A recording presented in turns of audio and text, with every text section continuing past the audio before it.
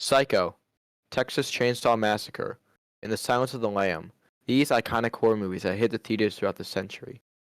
These movies all horrified audiences, but many don't know the story that brought these movies to life.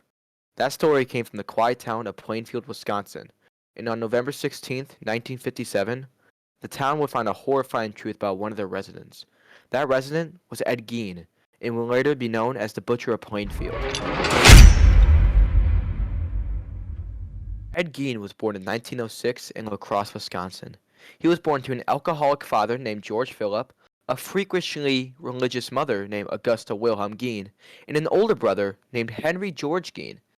Ed's father owned a local grocery shop, while his mother, she was a stay-at-home mom.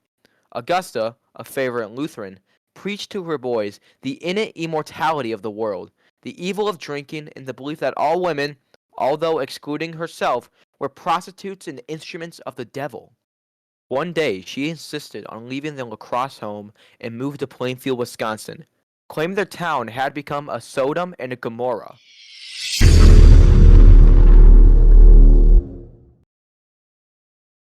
By 1940, Ed Gein's father dies of a heart attack caused by his alcoholism, and things only got worse in the Gein family.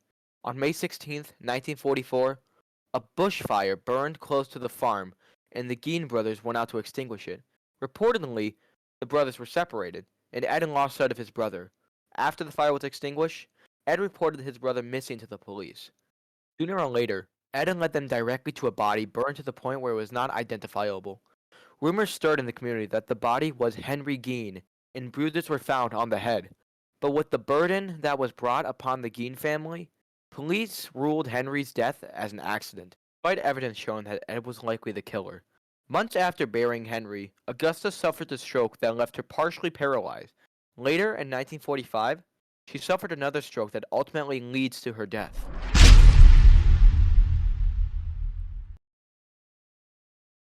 On November 16, 1957, Plainfield hardware store owner Bernice Warden disappeared.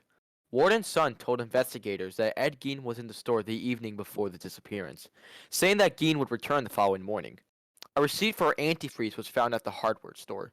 Police arrested Ed and headed to Gein's house, where they'll find a gruesome discovery which would be later known as the House of Horrors.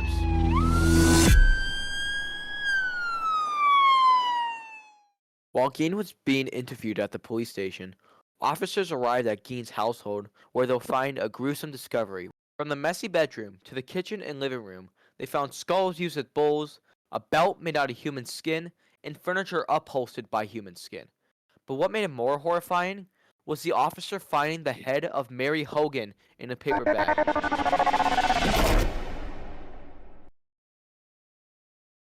While the officers were busy searching the house, Gein was being interviewed by a private investigator. He admitted that the skulls and human skin were from the graves of the Plainfield Cemetery. He instructs that after finding out the passing of a person, he would immediately rob their graves. It was estimated that he robbed at least 15 or more graves, and used the bones and skin as everyday household items. On November 21st, 1957, Gein was arrested for first-degree murder in Waukesha County Court. He pleaded not guilty due to his insanity. After the doctors found Gein mentally incompetent and unfit for the trial, he was sent to the Central State Hospital for the Criminally Insane, a facility located in Waupun, Wisconsin. He was later transferred to the Mendota State Hospital in Madison, Wisconsin. He was labeled as a well-behaved patient throughout his time in the hospital. By 1968, Gein's doctor determined he was sane enough for the trial. The trial began on November 14, 1968, and was found guilty of first-degree murder of Bernice Warden by Judge Robert H. Goldmar. Due to the financial issues, Gein wasn't able to be tried for the murder of Mary Hogan. In the end, he had to spend the rest of his life in the Mendota State Hospital, despite the fact he was deemed mentally sane enough for the trial.